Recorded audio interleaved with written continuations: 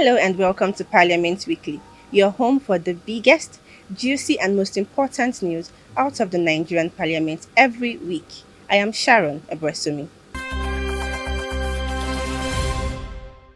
As stakeholders continue to seek solutions to the political situation in Niger Republic, the Economic Community of West African States, ECOWAS, has been urged to pursue the option of shuttle diplomacy more vigorously. This call was made recently as part of resolutions from the inaugural National Plenary of the Active Citizens Engaging the Legislature, also known as ACES, an initiative of order paper presided over by Efi Ita Nyok, the group's national coordinator.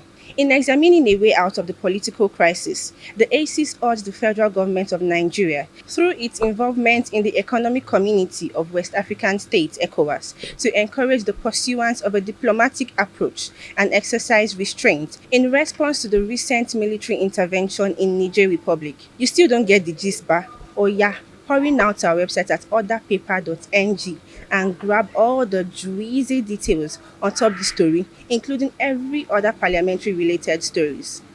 Just before I move on to the next stories, please do well to subscribe to this channel if you haven't done so.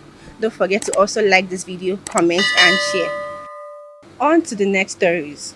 In a bid to ensure quality representation based on established performance indicators and effective delivery of democratic dividends, stakeholders have been urged to review the sequence of presidential and National Assembly elections in Nigeria. The Executive Director of Order Paper Nigeria, EPIA, canvassed this position for presidential and National Assembly elections to hold on separate dates as an electoral support dissemination event held in Abuja last week. Presenting Order Paper's observation report on the 2023 legislative elections, EPIA stressed the need to avert a repeat of the bandwagon effect it observed, where only 32% of voters confirmed that their voting choice at the National Assembly elections was based on the electoral appeal of the candidates. According to the report, the other 61.35% said they voted based on factors such as choice of presidential candidates, preferred party, and other unnamed random reasons.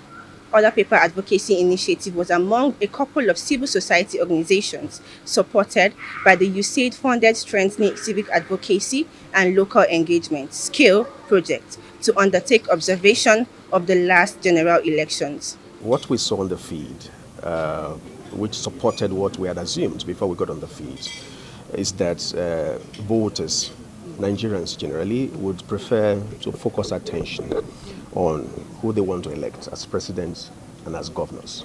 So there is very little or no attention to the individuals who are seeking to be members of the National Assembly. And that has led to a huge gap, in the scrutiny of candidates, for the legislature. Invariably, that has contributed to the capacity and the potential of the National Assembly legislature to deliver services. Because if the right persons that have not been well scrutinized get into the legislature, we invariably have situations where you have capacity gaps, you have issues around competence, you have people who are not very well prepared. The Deputy Speaker of the House of Representatives, Rev. Benjamin Okezekalu, has noted that the 10th National Assembly is committed to innovation and transformation in the realm of participatory governance and open parliament. Promising to lead in this light, Kalu stressed this while delivering a goodwill message at a national dialogue at Open Parliament organized by the Nigerian Network of Parliamentary Monitoring Organizations (PMOs) last Wednesday in Abuja. The Abia lawmaker, in emphasizing the need for the National Assembly to be accessible, transparent and accountable to ensure a thriving democracy, noted the important initiatives the 10th Assembly has set in place to guarantee openness, civic engagement, and public accountability in the legislative processes. Our commitment to align with the goals and ambitions of this dialogue is truly unwavering as we deliberate on the critical intersections of transparency, intersections of civic participations, intersections of public accountability. Let me share with you some of the cogent plans that the 10th Assembly has installed to further these ideals.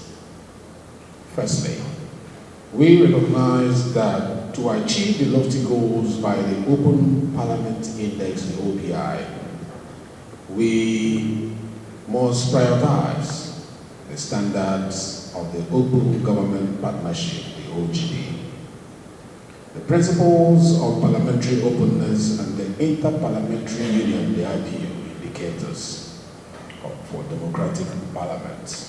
What we want to do in promoting the open parliament for upscaling legislative accountability projects, especially with respect to the 10th National Assembly, is to engage from informed perspectives. We already are having the engagements. I just mentioned, some outputs from the National Assembly that are already receiving public attention. But how do we deepen these engagements to make sure that they continue to be from mutual respect and informed perspective, de-escalate the emotions, that usually attend these conversations, so that the environment to continue to converse, can be healthy without, getting anyone or any actor pissed off. That is one of the things we want to do with the network. So this network is one, we believe, important avenue to engage with the 10th National Assembly. Members of the network include Other Paper Advocacy Initiative, Nigeria's foremost independent parliamentary monitoring organization, Civil Society Legislative Advocacy Center, CISLAC, HIP City Innovation Center, Youth Alive Foundation, Hallow Maze Foundation, Center for Transparency Advocacy, Social Action and Accountability Lab, among others. Darling viewers, I will leave you at this juncture. I will see you again next week.